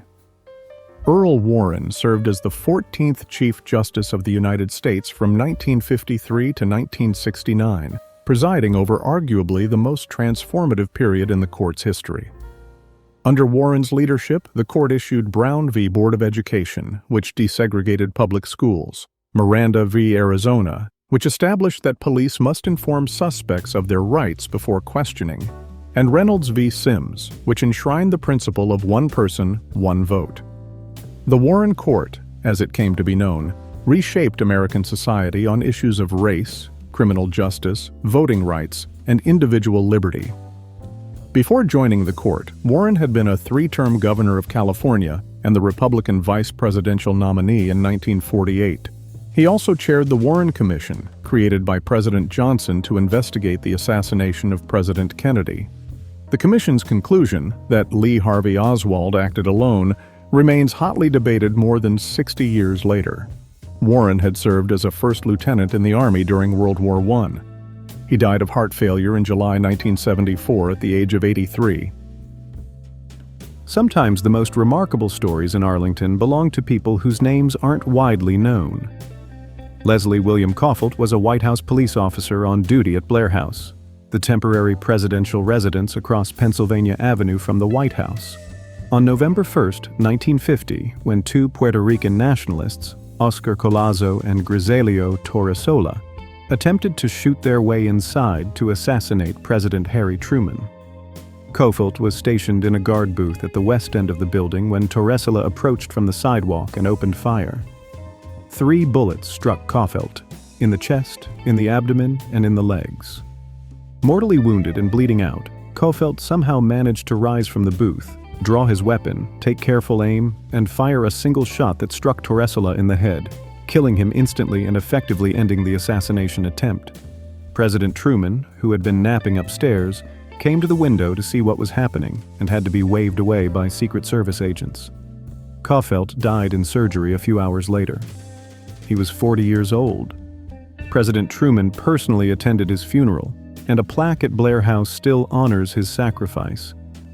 Caufelt rests here at Arlington, a man who gave his life to save a president with one perfectly placed bullet from a dying hand. If that isn't the definition of duty, nothing is.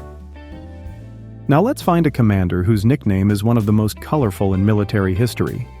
Major General Claire Lee Chennault was the leader of the Flying Tigers, officially the first American volunteer group, a unit of American pilots who flew for the Republic of China against Japan before the United States formally entered World War II. These were volunteers recruited from the Army, Navy, and Marine Corps who resigned their commissions to go fight in China as private citizens, technically mercenaries. The Flying Tigers, with their distinctive shark-nosed P-40 Warhawk fighters, became legendary for their aggressive tactics and lopsided kill ratios. They were credited with destroying nearly 300 enemy aircraft while losing only 14 pilots in air combat. Chennault was a maverick, a former Army Air Corps pursuit instructor who had been forced into medical retirement because of chronic bronchitis and partial deafness, then reinvented himself in China.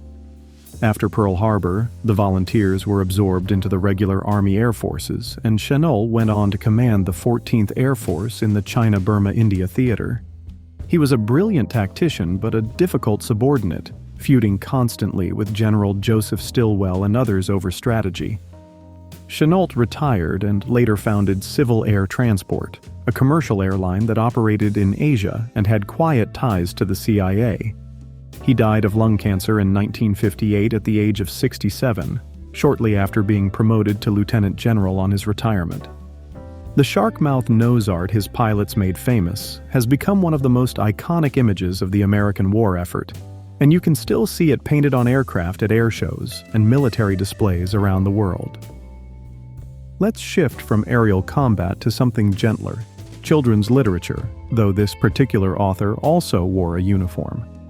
Ludwig Bemelmans is the creator of Madeline, the fearless little Parisian schoolgirl whose adventures open with one of the most recognizable lines in all of children's literature. Bemelmans was born in 1898 in what is now the Italian Tyrol to an Austrian family. He was, by all accounts, an incorrigible child, once shooting a waiter in a hotel his family owned, reportedly with a small-caliber pistol. Given the choice between reform school and emigrating to America, where his father lived, the teenager chose America. He arrived in New York at the age of 16, speaking almost no English, and found work as a busboy and waiter in some of the city's finest hotels, including the Ritz-Carlton. He had a gift for observation and a sly sense of humor that he would later channel into his writing and painting. When the United States entered World War I, Bemelmans enlisted in the Army, but was not deployed overseas because of his German and Austrian origins.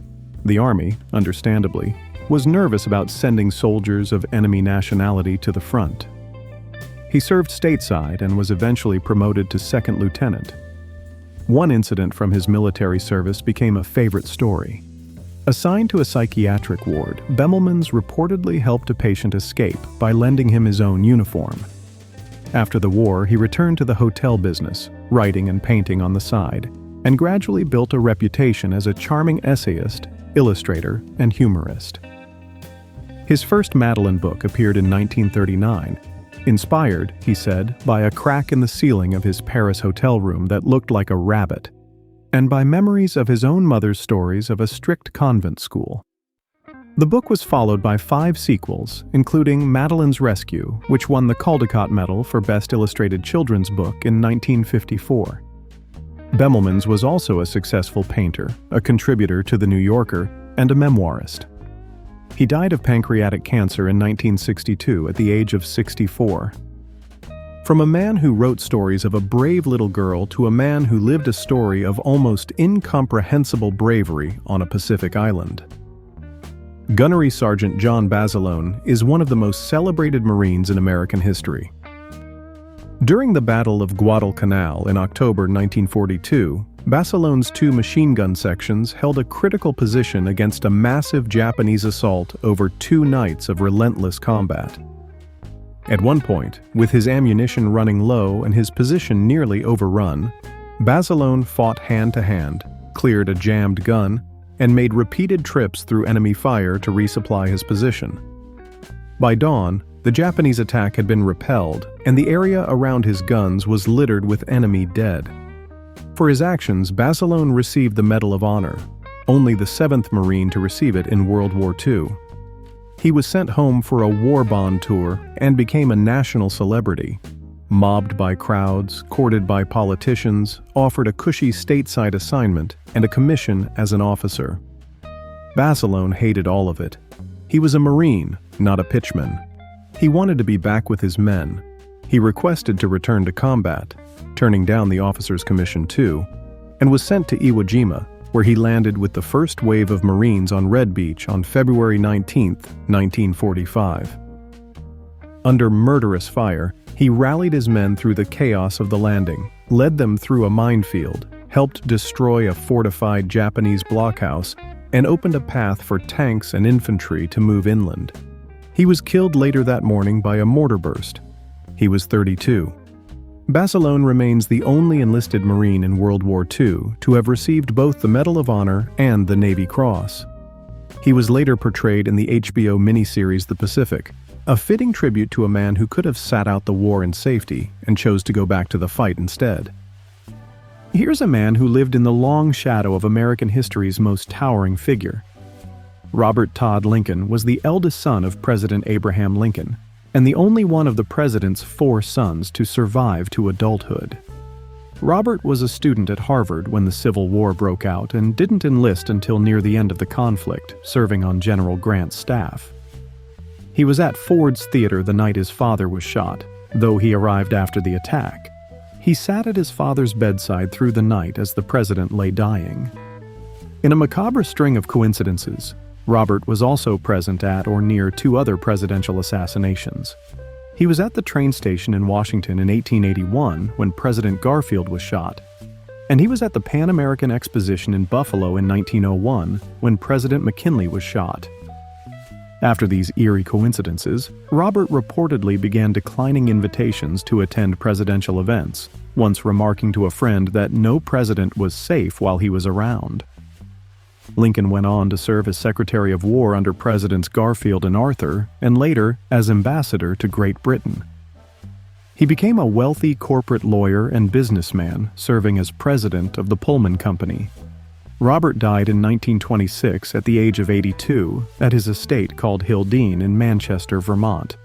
He is the only member of the Lincoln family buried at Arlington. His father rests in Springfield, Illinois, under one of the most visited monuments in the country. But Robert chose Arlington, close to the capital his father had fought to preserve, and among the soldiers who had fought to preserve it with him. While we're exploring the oldest corners of these grounds, let's visit the very first person known to have been buried here. Mary Randolph was a distant cousin of Thomas Jefferson, a descendant of Pocahontas and John Rolfe through the Virginia gentry, and a member of one of the most prominent families in the Commonwealth. She was also a pioneering cookbook author. Her 1824 book, The Virginia Housewife, is considered a landmark in American culinary writing, containing some of the earliest published recipes for ice cream, gazpacho, and various Southern dishes that remain staples today. Randolph died in 1828 and was buried on the grounds of the Arlington estate, which at that time was a private plantation owned by the Custis family. Her grave predates the establishment of the cemetery by more than 3 decades. When the property was converted into a military burial ground during the Civil War, Randolph's grave remained undisturbed. She is recorded as the first person buried on the grounds that would become Arlington National Cemetery, a distinction that predates soldiers, presidents, and generals alike. Her cookbook, incidentally, is still in print, nearly 200 years later. If you've ever made Virginia ham, spoonbread, or catfish stew using a Southern recipe, there's a reasonable chance the lineage traces back to Mary Randolph's kitchen. Now let's visit one of the cemetery's most moving memorials, in Section 46 near the Memorial Amphitheater. The Space Shuttle Challenger Memorial marks the resting place of the crew of the Space Shuttle Challenger, which broke apart 73 seconds after launch on January 28, 1986. All 7 crew members were killed. The disaster was watched live on television by millions of Americans, including countless schoolchildren who had tuned in because one of the crew members was Krista McAuliffe, a high school social studies teacher from Concord, New Hampshire, who had been selected from more than 11,000 applicants to be the first civilian in space. The other crew members were Commander Dick Scobie, pilot Michael Smith, mission specialist Judith Resnick, Ellison Onizuka, and Ronald McNair, and payload specialist Gregory Jarvis. The cause was later determined to be the failure of an O-ring seal in the right solid rocket booster, exacerbated by unusually cold temperatures on the morning of the launch. Engineers had warned that the cold could cause problems, but their concerns were overridden by management pressure to stay on schedule. It was one of the most preventable tragedies in the history of spaceflight. The commingled remains of crew members that could not be individually identified were interred beneath this memorial. Scobie and Smith have individual graves here at Arlington as well. Just steps away stands a similar monument honoring the 7 crew members of Space Shuttle Columbia, which disintegrated during re-entry on February 1, 2003. 3 of the Columbia astronauts, Laurel Clark, David Brown, and Michael Anderson, also have individual graves at Arlington. From the vastness of space to the beaches of Normandy, let's find one of the most decorated actors in Hollywood history. And this time, the decorations aren't for acting. Charles Edward Durning was probably the most highly decorated combat veteran ever to have a major acting career. Drafted at 20, Durning landed at Normandy on D-Day with one of the first waves. By his account, he was the second man off his landing craft, and the first and third men were killed. He was one of the only survivors from his unit on Omaha Beach. 9 days after the invasion, he was wounded by a German anti-personnel mine and spent 6 months recovering in England. Sent back to the front, he fought at the Battle of the Bulge, where he engaged in hand-to-hand combat and was stabbed multiple times in a bayonet fight. He survived the Malmedy Massacre, in which German soldiers opened fire on American prisoners of war. He was one of only a handful to escape. By the time the war ended, Durning had earned 3 Purple Hearts, a Silver Star, and a Bronze Star. He was discharged as a private first class. After the war, Durning used ballroom dancing as physical therapy for his badly damaged leg and taught at the Fred Astaire studios while pursuing acting. Hollywood didn't come calling until he was 50. His breakout film role was as a sneering, corrupt cop in The Sting in 1973, alongside Paul Newman and Robert Redford. He went on to appear in more than 200 films and television shows, including Dog Day Afternoon, Tootsie, The Best Little Whorehouse in Texas, The Muppet Movie, and Oh Brother, Where Art Thou? He received 2 Academy Award nominations for Best Supporting Actor, for The Best Little Whorehouse in Texas opposite Burt Reynolds and Dolly Parton, and for Mel Brooks's To Be or Not to Be. He won a Tony Award for his performance as Big Daddy in a Broadway revival of Cat on a Hot Tin Roof, and a Golden Globe as well. The Screen Actors Guild gave him its Life Achievement Award in 2008. He played Santa Claus at least 5 times across various productions. There was something about the big, warm, round-faced man that made it work every single time. In 2008, the French government awarded him the Legion of Honor for his wartime service on their soil. Durning rarely talked about the war in interviews. When he did, he sometimes wept. He once said that the memories were simply too painful to revisit. He never turned down a role, though. He loved the work. Durning died of natural causes on Christmas Eve 2012, at the age of 89. Broadway dimmed its lights in his honor. Let's meet a man who carried a remarkable, bittersweet distinction. Frank Woodruff Buckles was the last verified American veteran of World War I. Born on a Missouri farm in 1901, Buckles lied about his age, claiming to be 21, and enlisted in the Army at 16, driven by a teenager's desire for adventure. He served as an ambulance driver in England and France, though the war ended before he saw combat. Between the wars, Buckles worked in the shipping industry. He was living in the Philippines in 1941, working for a steamship company, when the Japanese invaded. He was captured and spent more than 3 years as a prisoner of war in Japanese internment camps, surviving on a diet that sometimes consisted of little more than rice gruel. He lost half his body weight. After World War II ended and he was liberated, Buckles returned to his cattle ranch in West Virginia, where he lived quietly for decades. As the ranks of World War I veterans dwindled in the 1990s and 2000s, Buckles, by then over 100 years old, became a public figure, testifying before Congress and advocating for a national memorial to the Great War. He died in February 2011 at the extraordinary age of 110. He was buried here at Arlington with full military honors, the last of his generation. At his funeral, flags across the country were ordered to half-staff, a fitting tribute for a man who represented every doughboy who had ever gone over there. Here's a name that most people won't recognize, but his story is one of the hidden gems in this cemetery. Spot Poles was a center fielder in the Negro Leagues in the early 20th century, widely considered one of the greatest outfielders in the history of black baseball. He played from 1906 to 1923, primarily for the New York Lincoln Giants, and was renowned for his blazing speed, his throwing arm, and his ability to hit for both average and power. Some contemporaries compared him favorably to Ty Cobb. In barnstorming games against white major leaguers, unofficial but intensely competitive exhibitions, Poles more than held his own against the best in the game. What makes Poles' story even more fascinating is his military service. He served in the Army during World War I as a sergeant in the 369th Infantry Regiment, the famous Harlem Hellfighters. The 369th was one of the most decorated American units of the entire war, spending 191 consecutive days in combat, more than any other American regiment, and never losing a man to capture or a foot of ground. The French government awarded the entire unit the Croix de Guerre.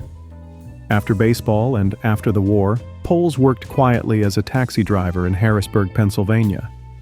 He died in 1962 at the age of 74, largely forgotten by the wider public. His grave here at Arlington honors a man who excelled in 2 arenas, the ball field and the battlefield, and who, because of his race, received far less recognition than he deserved in either one. The Negro Leagues have only recently begun to receive their proper place in baseball history, and Poles is among the names that historians and researchers have worked to restore to prominence. Some have argued he belongs in Cooperstown, but as of now, that honor has not come. Now here is one of the most extraordinary family stories in American military history. Brigadier General Benjamin Oliver Davis Sr. and his son Lieutenant General Benjamin Oliver Davis Jr. are both buried at Arlington.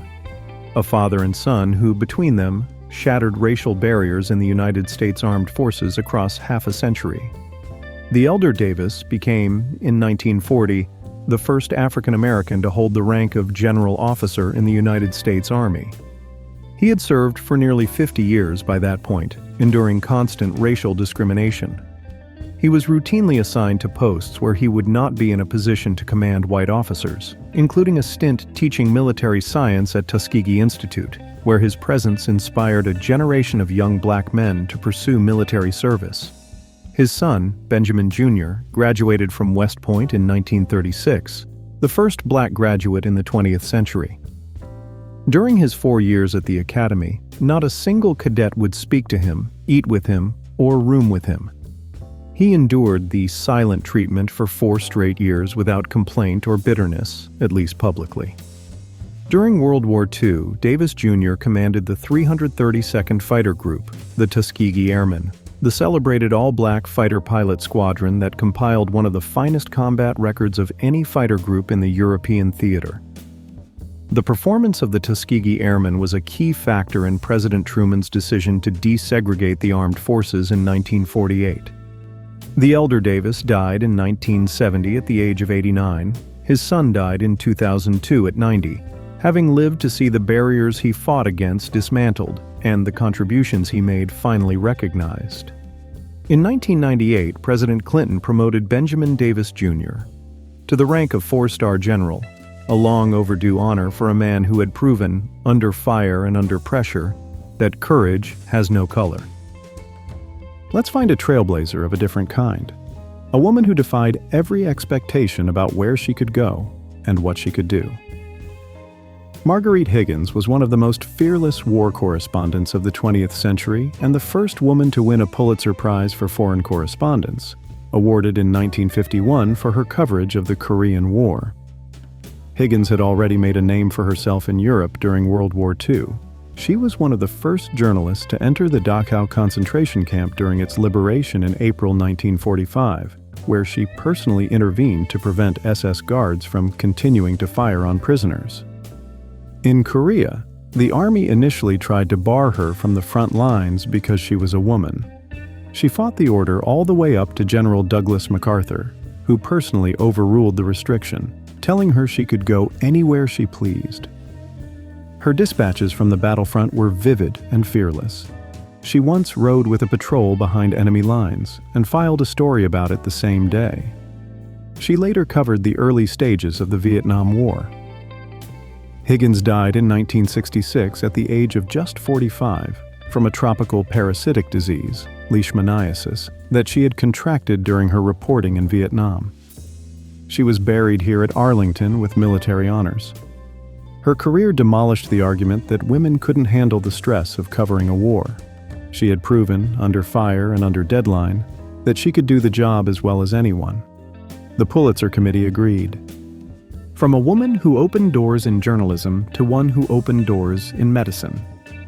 Dr. Anita Newcomb McGee was the founder of the Army Nurse Corps and one of the very few women physicians in America at the turn of the 20th century.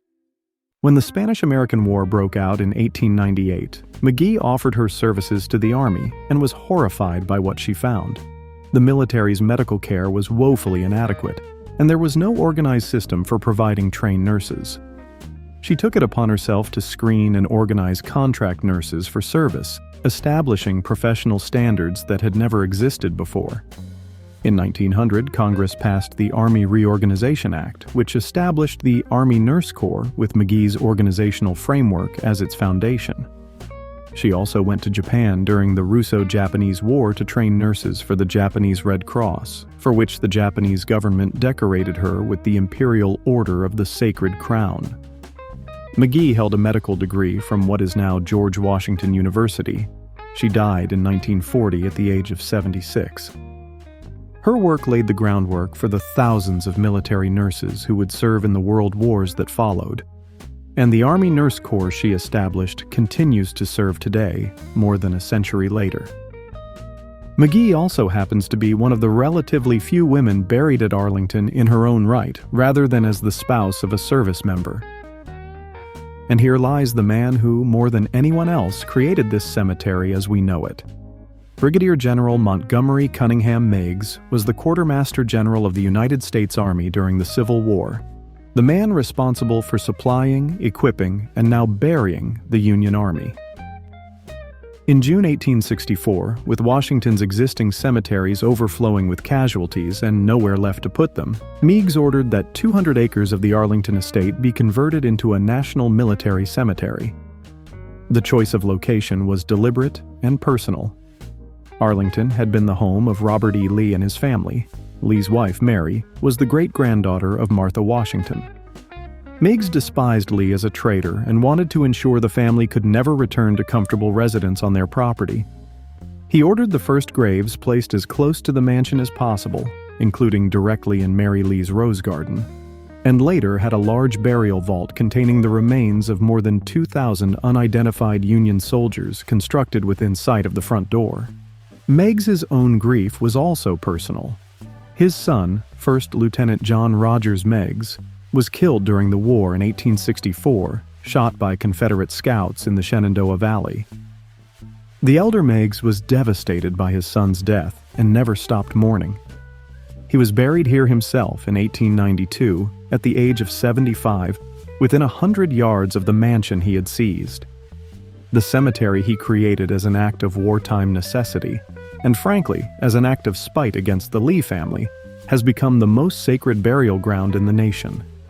It's a legacy Meigs could never have imagined. Let's find a man who saved more lives than perhaps any other physician in American history. Dr. Michael Ellis DeBakey was a pioneering cardiovascular surgeon who, over a career spanning 7 decades, essentially invented modern heart surgery. He performed the first successful coronary artery bypass, developed the first artificial heart pump, pioneered the use of Dacron grafts to replace diseased arteries, and was instrumental in developing the concept of the Mobile Army Surgical Hospital, the MASH unit that became famous through the television series. During World War II, DeBakey served as a surgical consultant to the Army Surgeon General in Europe, and his work on treating war wounds directly influenced the creation of the MASH system. In his civilian career in Houston, he performed more than 60,000 operations and trained 2 generations of heart surgeons who went on to practice around the world. Presidents, kings, and heads of state came to Houston to be operated on by DeBakey. At the age of 97, he became one of his own patients, undergoing a 7-hour operation to repair an aortic dissection, a procedure he himself had pioneered. He survived it. DeBakey received the Presidential Medal of Freedom and the Congressional Gold Medal. He died in July 2008 at the age of 99, still working and still sharp until nearly the end. If you've ever known anyone who had a heart bypass, a stent, or an artificial valve, there's a very good chance the procedure traces back to something Michael DeBakey pioneered. From a healer to a barrier breaker in the skies, Lieutenant Kara Spears. Hultgreen was the first female fighter pilot in the United States Navy to qualify for carrier-based combat operations, the most demanding kind of flying there is. She flew the F-14 Tomcat, one of the fastest and most complex aircraft in the Navy's arsenal, and was assigned to Fighter Squadron 213, the Black Lions. Hultgreen knew that every move she made would be scrutinized, and that any failure on her part would be used by critics as evidence that women didn't belong in combat cockpits. She accepted that pressure without complaint.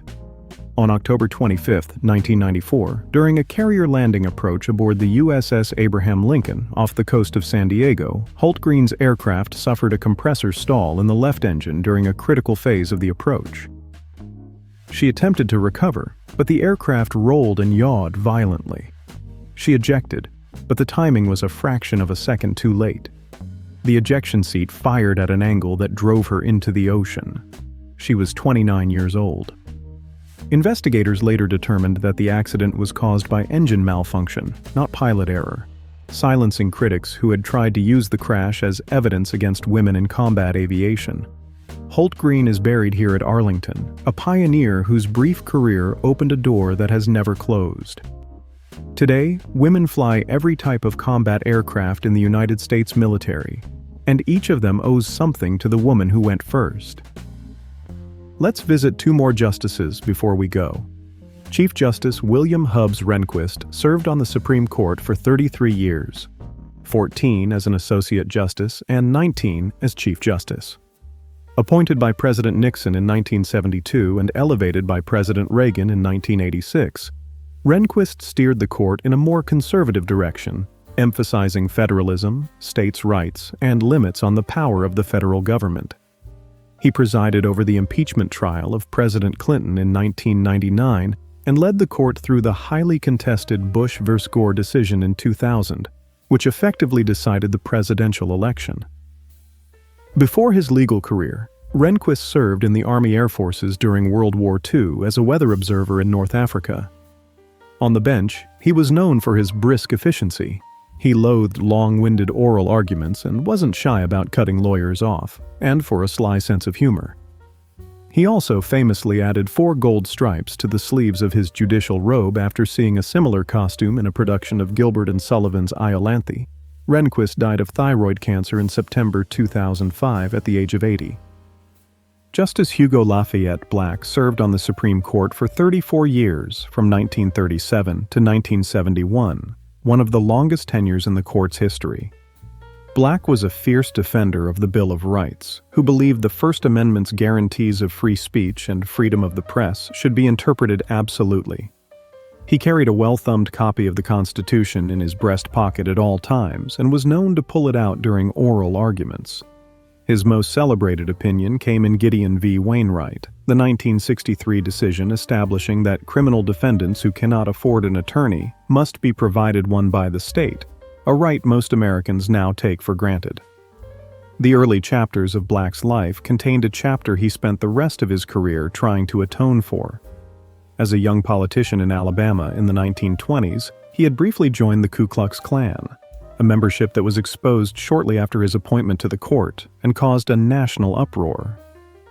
On the bench, however, Black became one of the most consistent and forceful advocates for civil rights and individual liberties of any justice in the 20th century. He served in the Army as an artillery officer during World War I. Black resigned from the court just 8 days before his death in September 1971, at the age of 85. Let's visit a more recent military leader whose life story reads like a novel: General John Malchase David Shalikashvili. Shali, as everyone called him, because almost nobody could pronounce his full name on the first try, served as the 13th chairman of the Joint Chiefs of Staff from 1993 to 1997.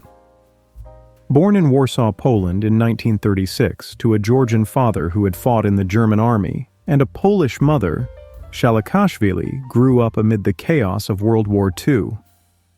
His family fled westward ahead of the Soviet advance and eventually settled in Peoria, Illinois, where young John arrived as a 16-year-old speaking no English. He learned the language partly by watching John Wayne westerns at the local movie theater, a detail he loved to share with reporters, and one that delighted Wayne fans across the country when it became widely known. Shalikashvili was drafted into the Army in 1958, earned his citizenship, attended officer candidate school, was commissioned as a second lieutenant, and then rose methodically through the ranks over more than 3 decades of service. Before becoming chairman, he served as Supreme Allied Commander Europe, coordinating NATO's response to the breakup of Yugoslavia and the wars in Bosnia. Shalikashvili was known for his quiet intensity, his gift for building consensus, and his genuine decency, qualities that made him effective in the most delicate diplomatic situations. He suffered a stroke in 2004 that left him partially paralyzed and unable to speak clearly, but he continued to advocate for veterans' issues until his death in 2011 at the age of 75. One of the newest graves in the Kennedy family section belongs to Ethel Kennedy, the wife of Robert F. Kennedy and the indefatigable matriarch of one of America's most famous families. Ethel was at Bobby's side in the kitchen pantry of the Ambassador Hotel in Los Angeles on the night of June 5, 1968, when he was shot. She was pregnant with their 11th child, Rory, who would be born 6 months after her father's assassination. Ethel Kennedy never remarried. She devoted the remaining 56 years of her life to the Robert F. Kennedy Human Rights Organization, advocating for social justice, environmental protection, and human rights around the world.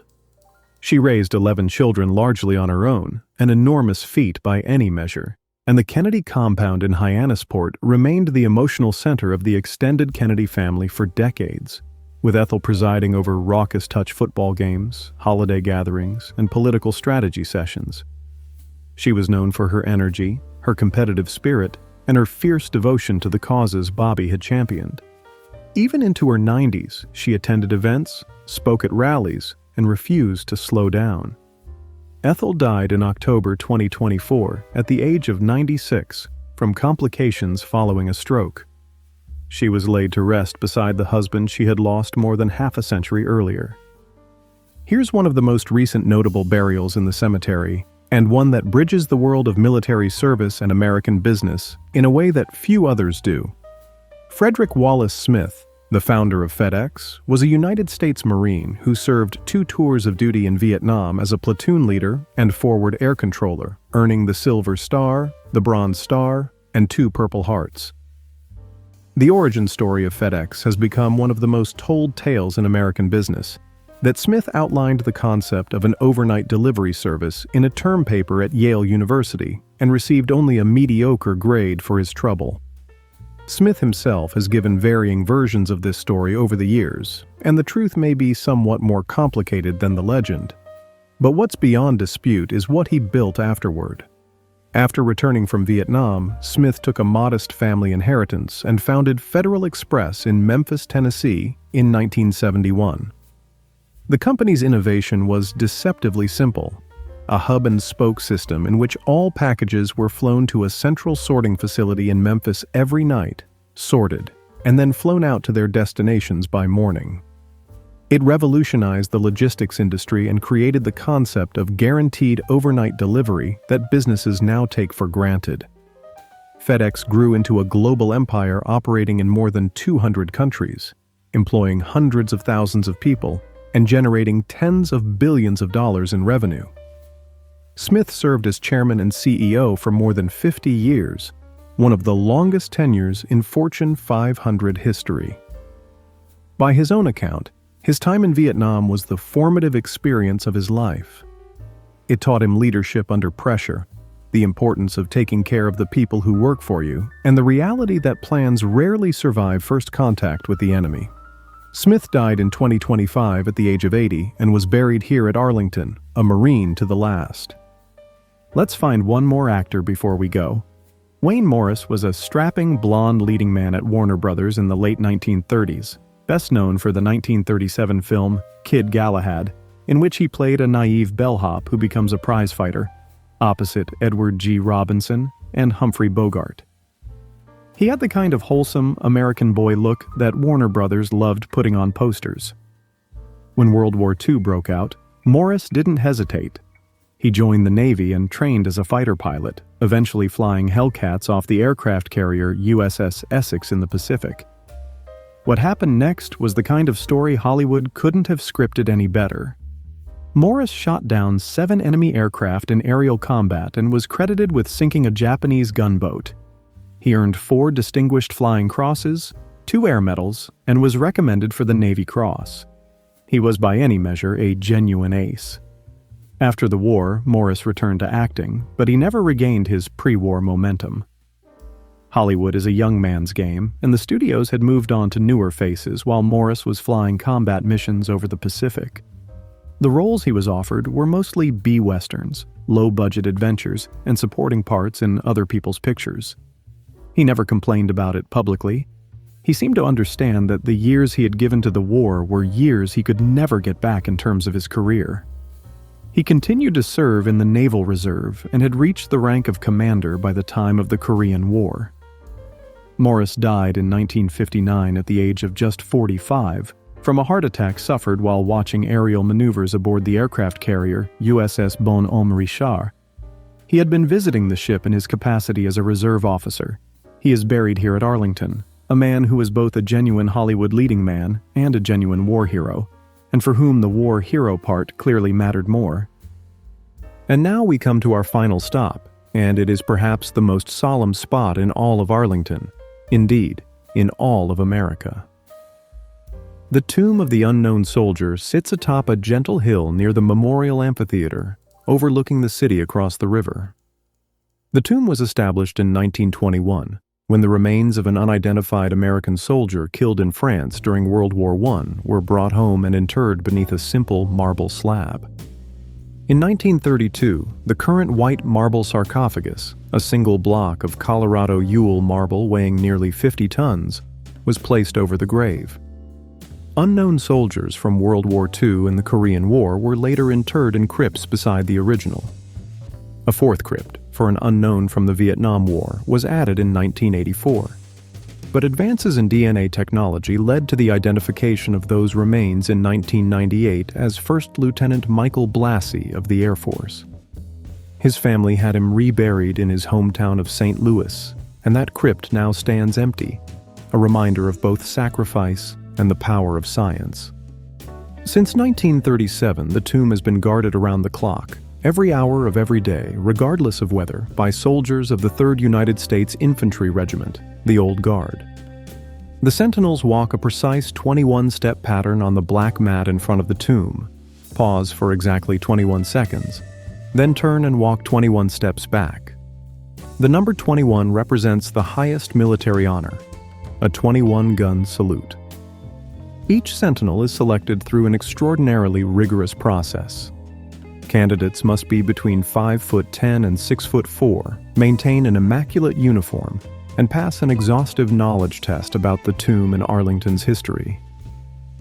The average soldier spends months preparing before being allowed to walk the mat. Their dedication is legendary. During Hurricane Isabel in 2003, when the cemetery was officially closed and most of Washington was shut down and evacuated, the sentinels remained at their post, walking their pattern through driving rain and howling wind. They have never left the tomb unguarded, not once in nearly 90 years. Not for hurricanes, not for blizzards, not for anything. The changing of the guard ceremony draws hundreds of visitors every hour, and the silence with which those crowds watch is one of the most remarkable things you'll ever experience at a public event in America. The west panel of the sarcophagus bears the words, "Here rests in honored glory an American soldier known but to God." No single individual lies beneath the monument that visitors see today. Instead, the tomb represents every American service member who gave everything and was never identified, never claimed, never named, never brought home to a family that could properly grieve. The unknown soldiers of America's wars number in the tens of thousands. Many lie in unmarked graves in France, in the Pacific, in Korea, in Vietnam, in places whose names most Americans will never hear. This tomb is their grave. It belongs to all of them. And the young soldiers who guard it, standing watch through every hour of every day, in every kind of weather for no audience except the dead, are doing something that goes beyond duty. They are keeping a promise that this country made to its fallen. You will not be forgotten. And with that, our walk through Arlington National Cemetery comes to a close. 60 stories, 60 lives, presidents and privates, movie stars and Medal of Honor recipients, pioneers and poets, explorers and engineers, justices and journalists, all resting together on these quiet hills across the river from the capital they served.